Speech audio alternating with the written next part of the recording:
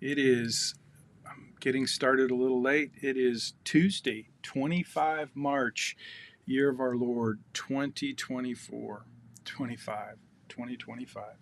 And I just hit my phone, I turned on my camera on my watch, and that messed me up. So give me just a second. We're going to get started here in just a minute. Yes, here we go. Okay, welcome. I do have the Zoom meeting going.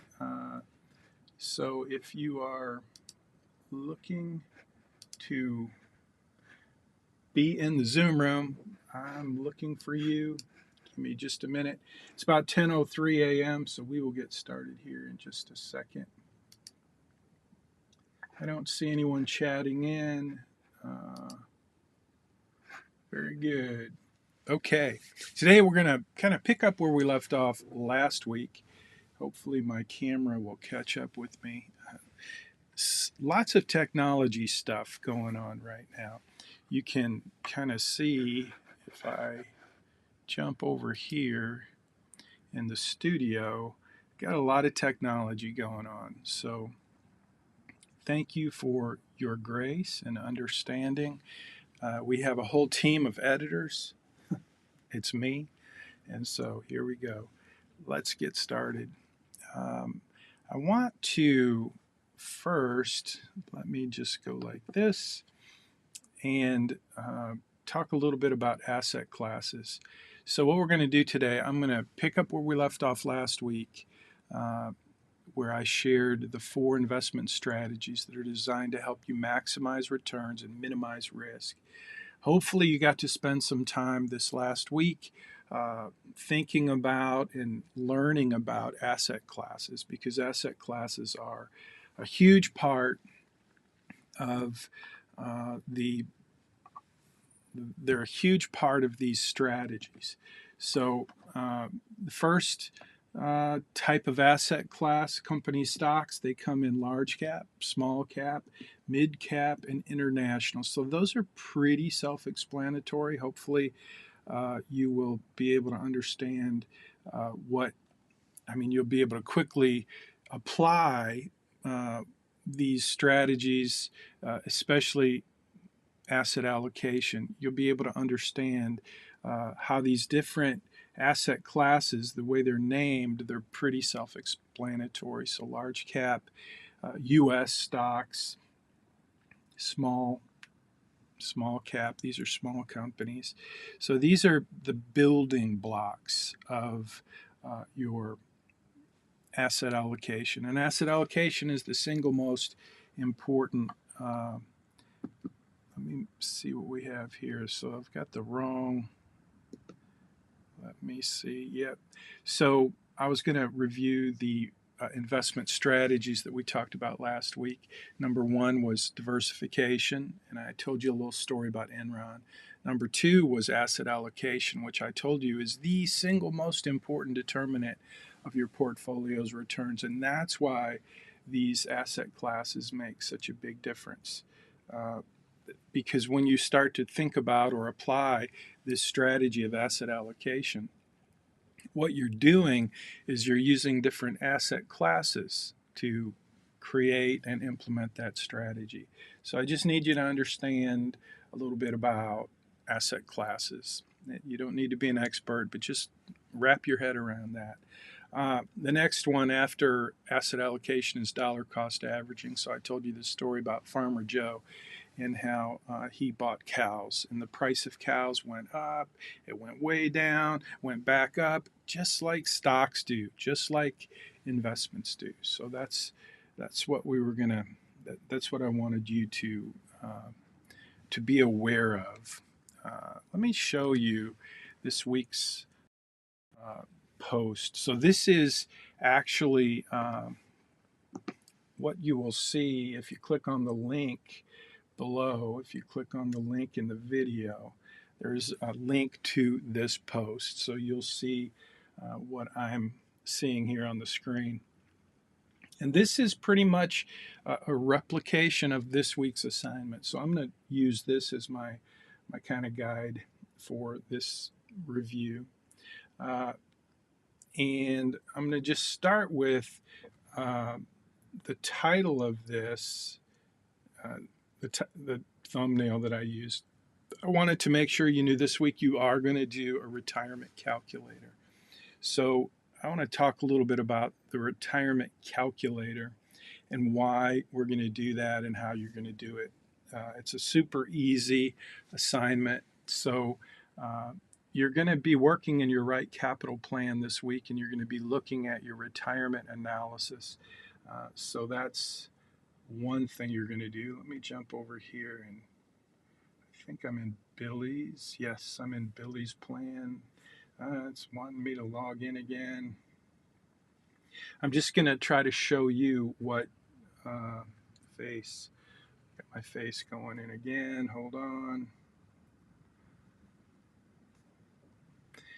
I want to show you what you're going to see this week when you do your, gosh, here we go, Billy.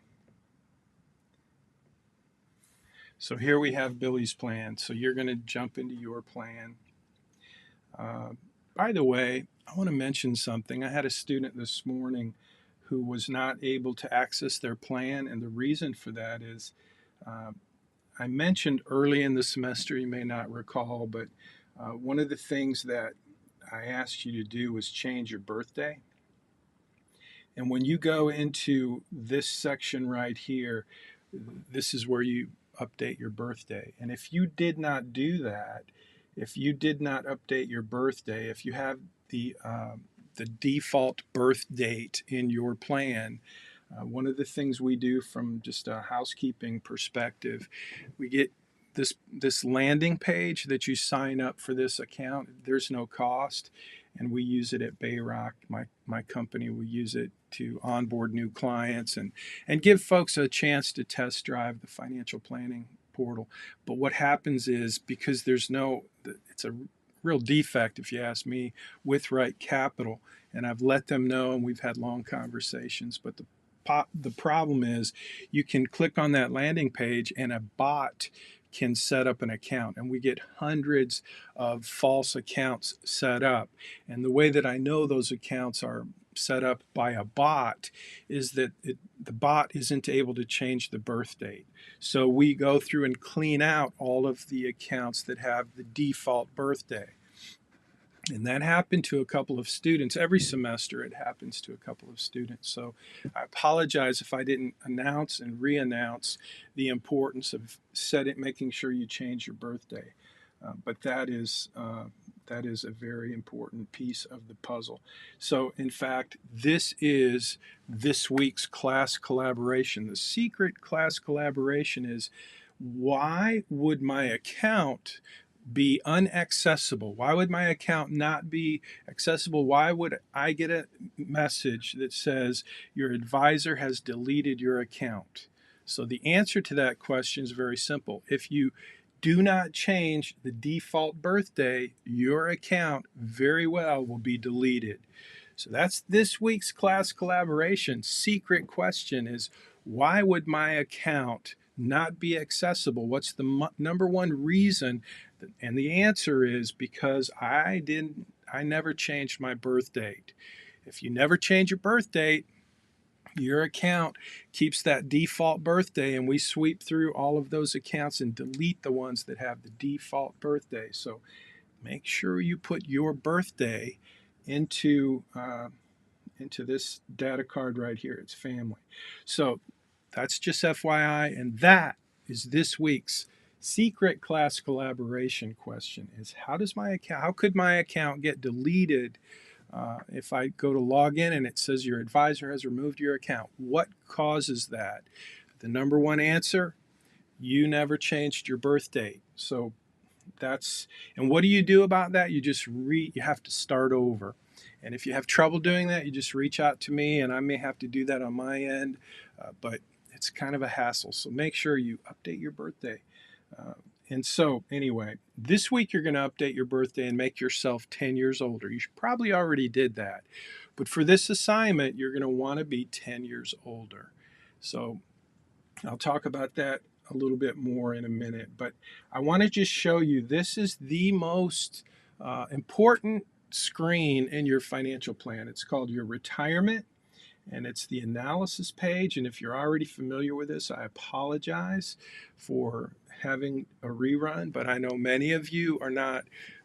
Well, there's a pretty good distance between some students who are just totally comfortable with this software and some who are struggling a little bit. So I just wanted to point out this week's assignment, you're going to want to be clear that you're jumping into retirement and analysis, and that's where you're going to see these percentages. They're called probability of success. Okay, so that is an important place for you to go. If you click on the action items, this is a really cool section of your financial plan. This is where I spend a good deal of my time when I'm working with a client and building their financial plan. This is where it all comes together, okay? So there's tons of information here. I do not expect you to be an expert, but I do want you to be aware that you have this section.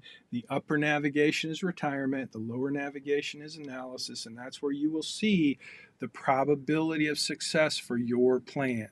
Now, last week, we talked about investment strategies. This week, you're going to do a little work on asset allocation, which means you're going to set up some new accounts in your plan, because we talked about the perfect investment. We talked about, let me see if I can get to the perfect investment. Hold on, get rid of that.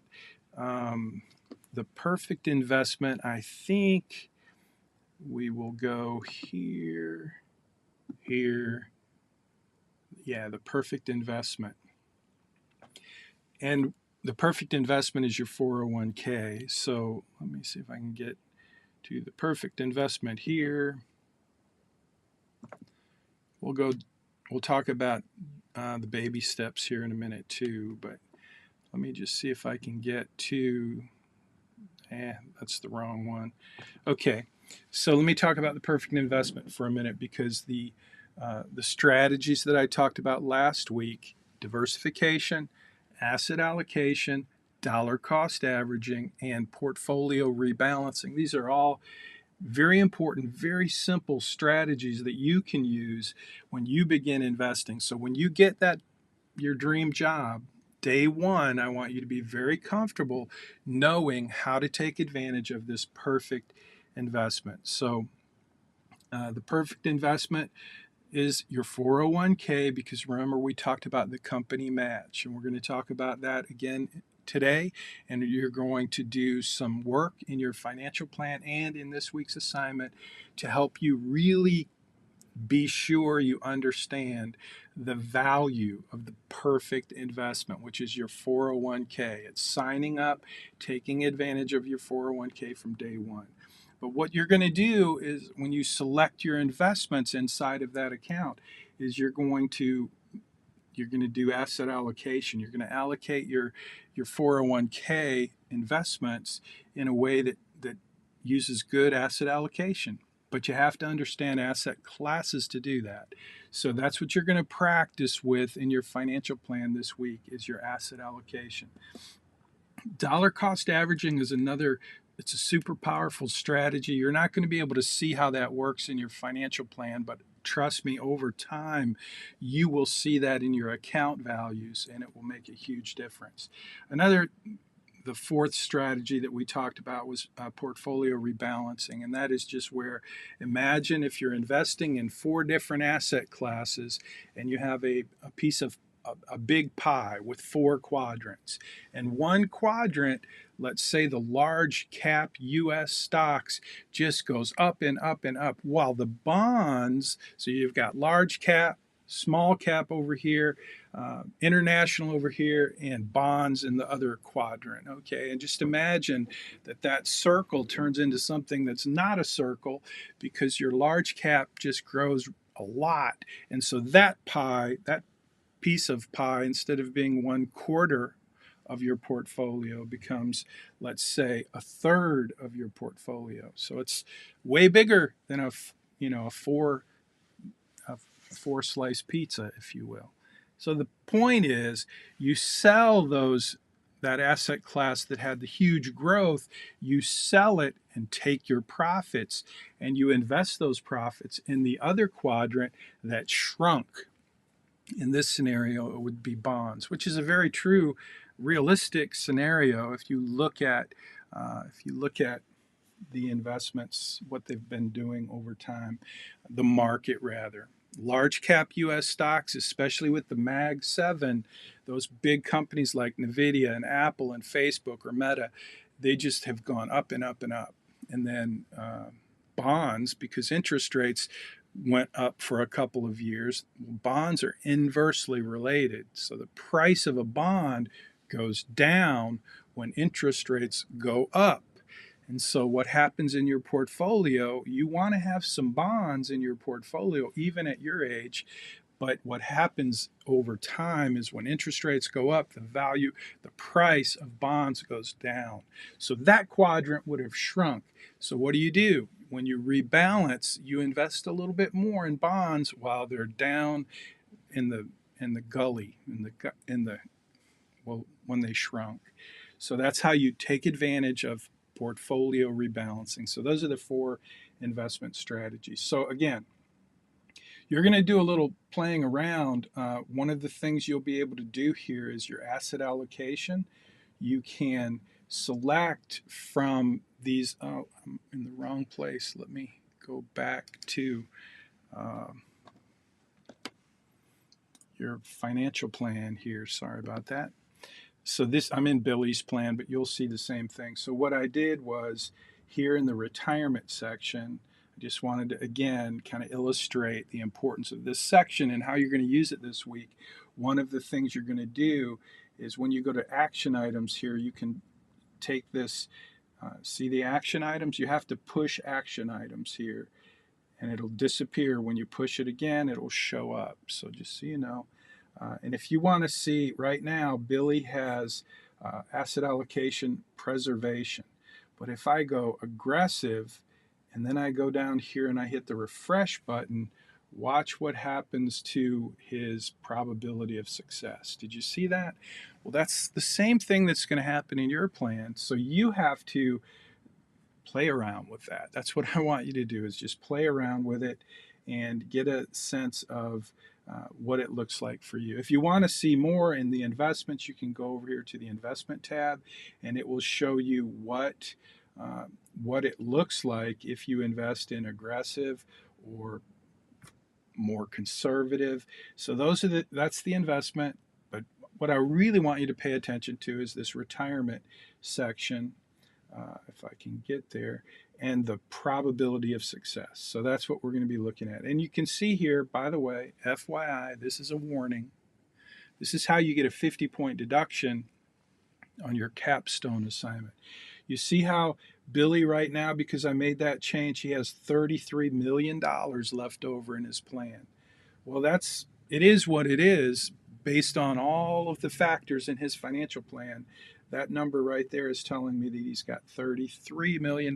So when you do your Capstone assignment, this is one of the things you'll do, is you'll say, here's my probability of success, and here's how much I have at the end of my plan. If you have more than $5 million at the end of your plan, that requires you to say, whoa, why do I have so much money left over at the end of my plan? It doesn't mean there's a problem. It just means I want you to at least acknowledge and be aware that you have so much money at the end of your plan. So that's part of the Capstone review for this week's lecture and this week's assignment, is just to prepare you for the Capstone assignment, which is worth 200 points. So in this case, if this were your plan, you would say, yeah, I have $33 million at the end of my plan. And it would be helpful if you could tell me why. And you could, if you wanted to do more research to figure that out, you could go to cash flows right here, and it will show you what's going on in your account. So cash flows, summary, you can see all these different things that if you wanted to go and investigate, you could do that. That's not really something I require you to do. I just appreciate. Some of you really have demonstrated that you care about, you care about your financial future and you want to be as informed as you can. This is a very powerful tool, right? Capital, and it gives you a lot of information if you want to spend a little time, a few minutes, just researching it. So I just wanted you to see where that was. It's not part of your assignment, but it is helpful. But this is part of your assignment, to be aware of your probability of success and what's causing that. So you get to play around with a lot of things to see what moves the needle, and that's what I want you to do. So now let me get back to this week's assignment. I just want to show you. I want to show you something that's part of this week's assignment. So the reason I'm going over these investment strategies and just kind of reviewing them with you is because I want you to understand how much they impact your financial future. And so in this week's assignment, one of the things you're going to do is a retirement calculator. Okay, you're going to calculate the cost of retirement. This is something you can do with there are millions, I assume there are millions of retirement calculators out there on the internet, and they're all pretty simple. They're just basically mathematics. But what I want you to do in this assignment, I want you to do a retirement calculator, and I gave you a link. You can use whatever. You can Google retirement calculator if you want. You could use ChatGTP. You can do it any way you want. I just want you to calculate, what is it going to cost me to retire? And that's going to require you to think through some of the basic things that are involved in answering the question, how much is it going to cost me to retire? Now, from the beginning of this semester, I've been talking to you about expenses. And I am always a little surprised at how little many of you understand the cost of living. And it's understandable that you don't understand the cost of living if you're not paying your own bills, because there are a lot of bills that you're going to have when you retire, or I mean, when you get out on your own, when you start paying your own bills. And you become very aware of what those bills are once you start paying them. But some of you aren't paying your own bills, and it shows in the amount of expenses that you have in your financial plan. So again, let me just show you that if I can. I'm going to go back over here to write capital. And where would we go to see the expenses in this plan? So I'm in dashboard right now. That's the upper. We've got balance sheet, liquidity, budget, tasks. But what if I go to profile? I should see expenses. You see that? Expenses right there. So profile, expenses, and in Billy's case, he has monthly expenses of $1,200 or $12,000.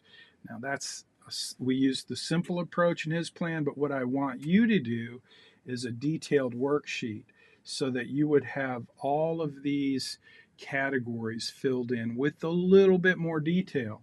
So that's what I've asked you to do. And by the way, I think, let me see if I'm going to cancel that. Oh, it didn't remove it, thank goodness. Anyway, that's where expenses are, and that's important. Expenses are a huge part of this calculation. How much does it cost to retire? How much do you need to save to retire? And so, again, you're going to do that calculation to answer these questions. It's very simple. Me explaining this assignment is way more complicated than the actual assignment. So you'll click on this link, Retirement Calculator, and it will take you this one. Again, you can use any retirement calculator you would like, but this one will take you to NerdWallet, which is pretty cool. And you can read all about the retirement calculator. The big idea is, are you on track to save enough money so you can retire? So that's really what we're talking about here. So let's just jump in real quick and take a peek. So these are the questions you will have to answer: your current age. And remember, in this assignment, you are actually 10 years older. So if your current age is 22, then you should be 32. So let's just say this student is 35 years old and they have an income of 60,000 and they have saved at age 35, they have saved either in their 401k or their IRA or their brokerage account. They have saved money for retirement. And if you want to know what that means, you can. This is the total of all your retirement savings, including your 401k, IRA balances, plus other savings. And this is the important part, savings that are earmarked for retirement. So if you've been saving money for a new car, you wouldn't include that. Okay, so just so you know, that's what this number here is. How much have you saved for retirement? How much are you contributing each month for retirement? And this question is how much you should contribute monthly to have enough. So this is 10% of monthly income.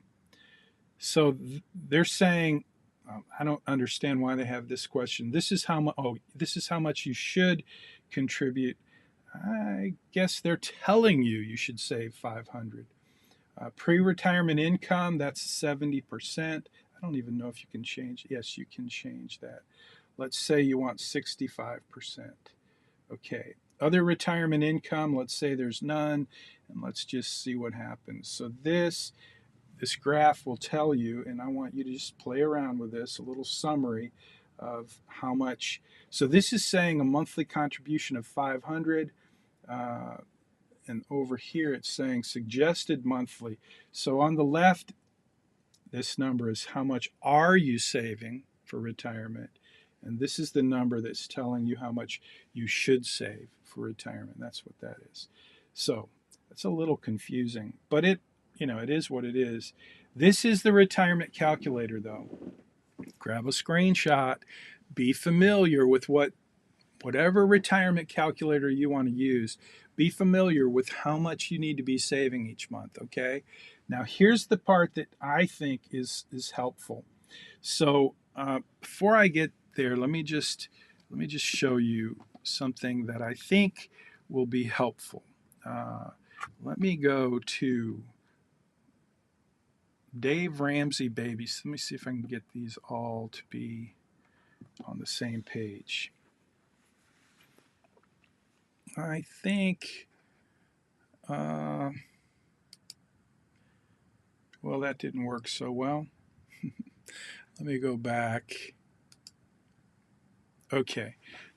Sorry about the wrong. I think we have, well, that won't matter. Let me just go through these baby steps, because one thing that I've found over time is the idea of saving for retirement can seem pretty overwhelming, especially when you look at Dave's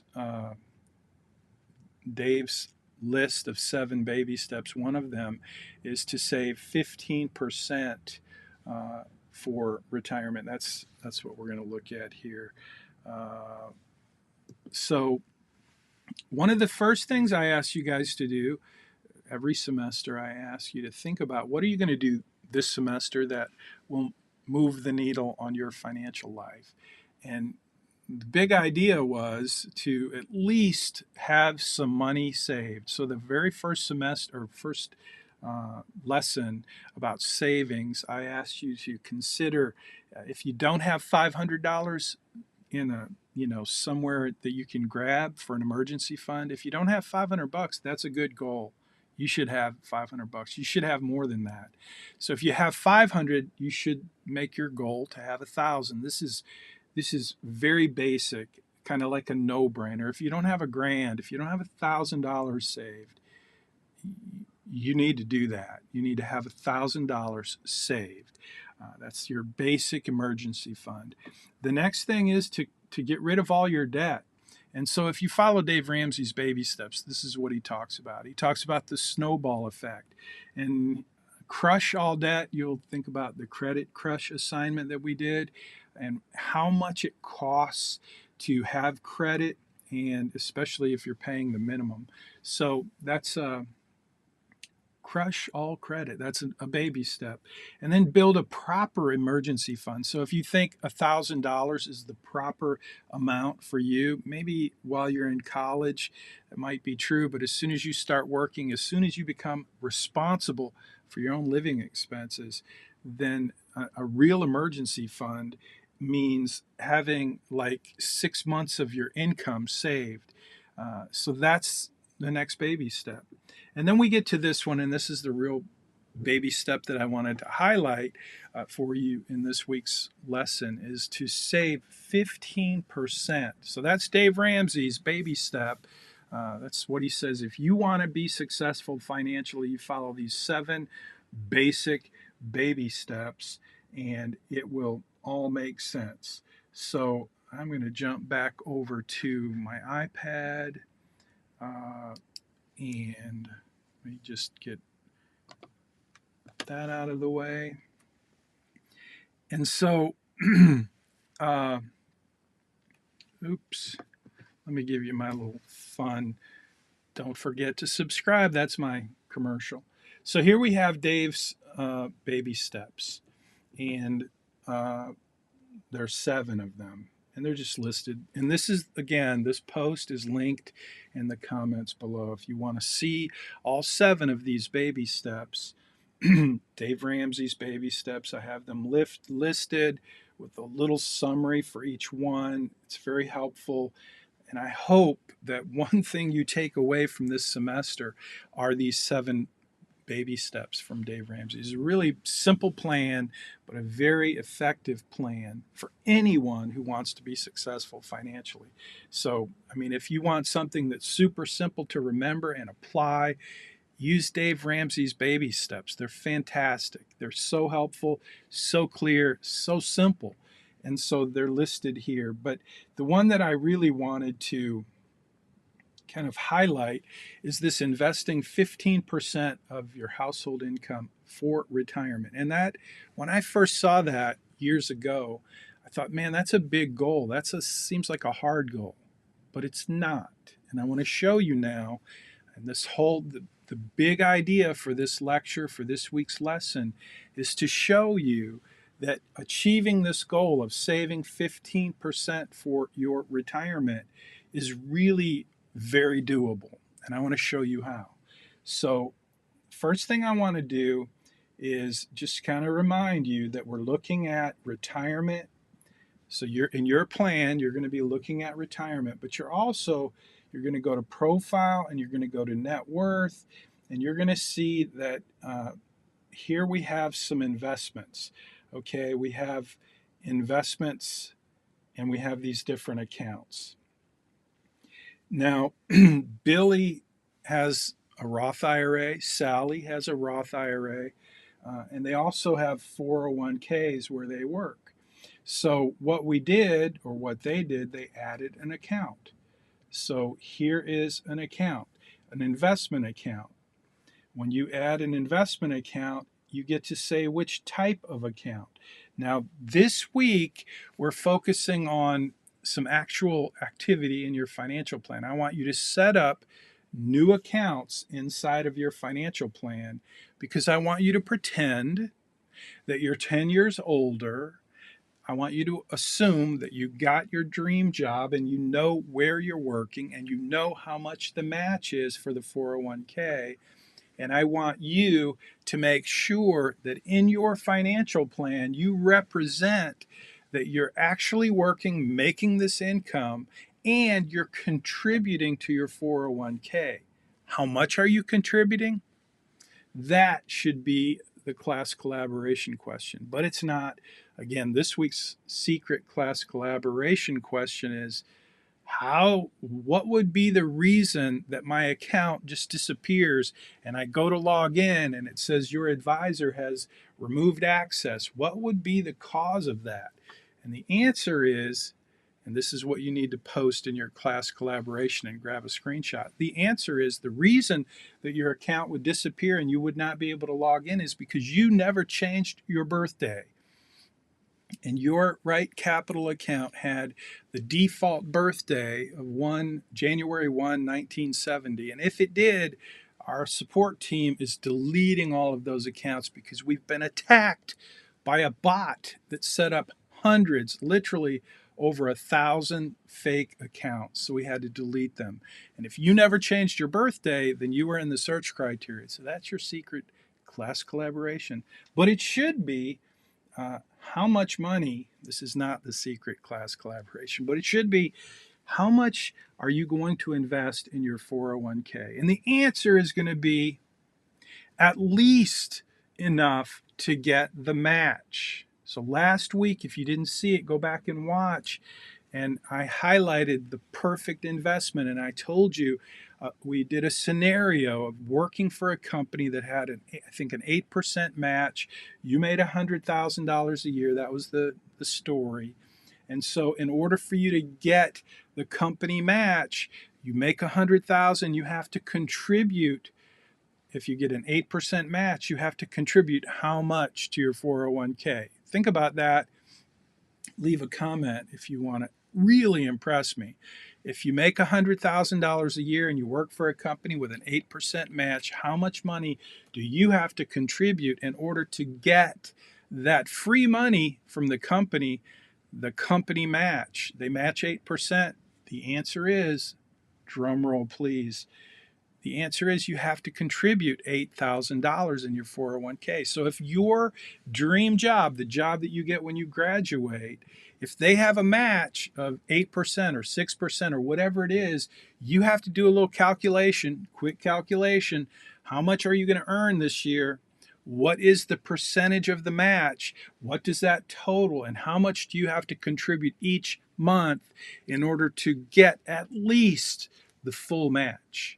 So again, if you make $100,000 and you're contributing the enough to get the match, in this case $8,000, what happens? The company matches that, and how much do you have in your 401k at the end of the first year? If you, uh-oh, I shouldn't have done that. I'm going to hit cancel, and I'm going to go back to retirement. Well, maybe I should go here. Let me go back to this. If you're going to invest 15% of your household income for retirement, just back to the story of the perfect investment where you're working for a company that has an 8% match and you make $100,000 and you contribute $100,000. How much will you have at the end of the first year? Well, you put in your $8,000 and you got a tax deduction as well. We talked a little bit about the tax deduction, which is great. But you put in $8,000, the company matched it $8,000. So now you have how much in your 401k? You have 8 plus 8 equals 16,000. And what is the percentage of retirement contribution that you made just by doing that one thing? It's 16%. So that's why I say this: invest 15% of your household income for retirement. Now, I gave you a very optimistic scenario, and most companies don't match 8%. But in this scenario, if you did have that opportunity to work for a company with an 8% match, and if you made whatever you make, the point is you're doing 15% of your income, and that makes it super easy. So whatever the match is from your company, it's going to make it a lot easier for you to get to this particular baby step, which may seem super hard, but it's not. And it will make a world of difference in your financial future. So hopefully that's starting to make sense. Hopefully now when you go do that retirement calculator, these numbers will be a little bit less abstract and a little bit more kind of, oh, that makes sense. I know it's way out in the future, your retirement, but it will come quickly, trust me. And so I want you to be prepared for that. I want you to be thinking about the small steps you can take today, like these baby steps, that will make a huge difference later on in your life. And this week's assignment is just to help you see that. And again, it's taking me way more time and complication to explain this week's assignment to you than it is to actually do it. But I want to go back to the right capital. So again, you're going to go to profile, you're going to go add account, and you're going to add an investment account. And when you do that, you're going to have to tell right capital what type of account are we adding. Okay, so you want to add a 401k. And what you're going to do, you're going to enter the total balance. And that means this is where you have to think. Remember, you're 10 years older. You've had this job for 10 years. How much have you contributed to your 401k over these 10 years? I know it's imaginary, but still, you've got to figure out how much did you contribute? How much did the company match? What is the total amount of your 401k after 10 years? And that's what you got to do. So you're going to put in a total balance, and then you're going to do the asset allocation, and you get to say, if you want to do it based on a model, you can do that. You can say, I'm going to be an aggressive investor, which would be smart, and it would show up where. If you invested in the most conservative way, when you set up your 401k here, if you do it in the most conservative way possible, it's going to move the needle very little in your retirement analysis probability of success. But if you do a more aggressive asset allocation, it's going to move the needle a lot because of the growth of those investments over your investing lifetime. And here's the secret magic sauce. Those 4 investment strategies that I tried to teach you, that I want you to understand, not just diversification, but asset allocation is so important. And then dollar cost averaging. If you just go back to the Farmer Joe, buying cows, doing that throughout your lifetime, your investing lifetime, consistently, systematically investing in different asset classes because you set up the right asset allocation. Dollar cost averaging becomes this systematic way for you to build wealth. It's the most powerful investment strategy there is, in my opinion, for you. Over your investing lifetime, there is no more powerful investment strategy designed to help you maximize returns and minimize risk. Asset allocation is number one, but the most powerful thing is once you've got your asset allocation set up, now you use dollar cost averaging to systematically invest a specific dollar amount every month, or every time you get paid, goes into your 401k, and you're now buying when the market's up, when the market's down. If the market's down, you're able to buy more cows. If you didn't watch last week, if you don't know what I mean by buying more cows, go back and watch the story of Farmer Joe. I used Farmer Joe buying cows for dollar cost averaging. So trust me, these strategies in your 401k make a massive difference. But you have to go ahead and add this account. So that's in your instructions in the assignment. I just wanted to kind of highlight that for you. So you're going to do, by the way, let me go back here. I want to make sure when we go to retirement, I want you to, you're going to show me what your probability of, you're going to take a screenshot and show me your probability of success after you add your 401k and after you tell Right Capital how much you're going to be saving. Once you do that, that's all right here. So Billy's savings, he's saving 15%. That's kind of a good goal if you want to just check that out. You're going to have expenses, and you're going to have savings. Your plan will be similar to theirs. You're going to say when you're going to retire. Okay, so that's what I want you to do. I want you to do a side-by-side comparison.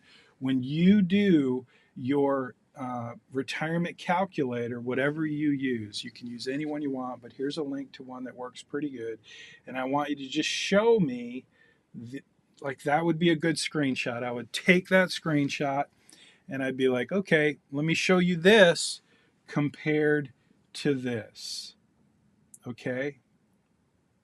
And when I say this, I would take a screenshot of, come on. Well, it may be difficult. You may have to take 2 screenshots to get it all. But I'd like to see the probability of success, and I'd like to see this kind of summary of what you're doing in your plan for saving. So again, it takes me way more time to explain this than it will take for you to do this. So that's this week's assignment. How much will it cost to retire? Do the retirement calculator, compare that to your right capital. But don't do that until after you've set up your right capital accounts. You'll want to do that. You'll set them up. Remember how to do that?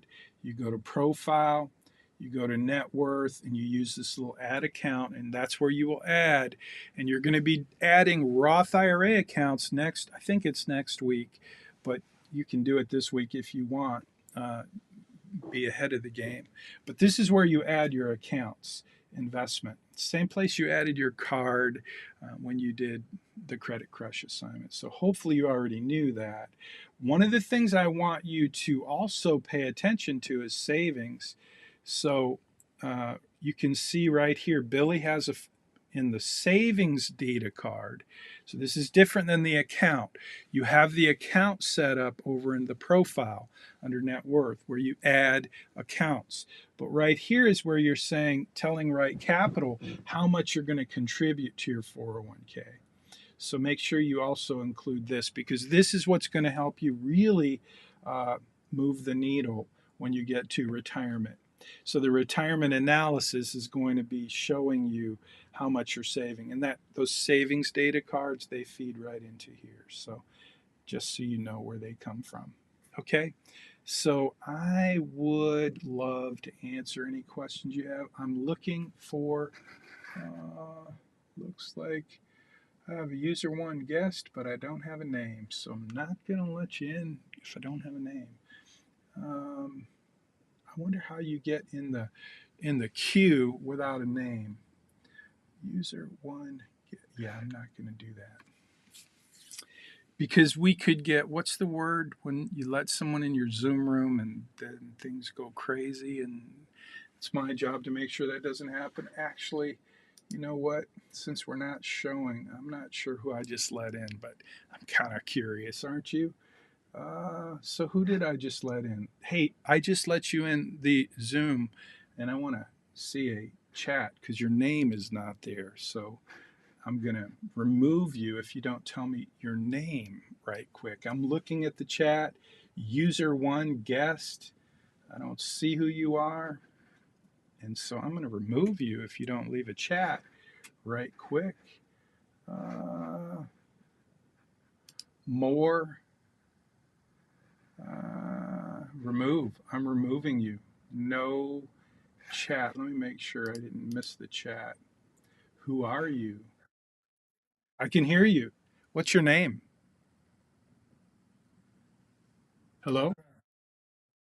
Are you a student? Oh yeah, yeah. So you're joining like with 10 minutes left. So I guess you want to just meet with me after class. Okay, cool. Hang tight, and thank you for letting me know who you are. I'll be with you. You bet. I'm wrapping class up, so you bet. Okay, that was cool. I'm glad I did that because John he was there last week and I didn't let him in, and I felt bad because I asked him to meet me after class, which you may have an opportunity to do if you want to meet with me. Typically, I say, let's meet after class in the Zoom room. So that's what John's doing. So he's not here for the lecture, he's here to meet with me. So, anyway, I'm pretty much done. I want to talk about next week real quick. Next week is going to add on to what we're doing now, but we're going to talk about types of accounts. So, the 3 laws of personal finance we've gone over several times. Number 1 is the law of saving, spending and saving. Spend less than you earn so you can save more for what matters most. That's number 1. And if you don't do that, you lose. It's like the most disregarded law of personal finance. It's the first law of personal finance, spending and saving. Spend less than you earn so you can save more for what matters most. The second law, the second law of personal finance is the law of tax advantaged investing. The IRS makes the rules, and my job as an advisor, is to help people take advantage of those rules.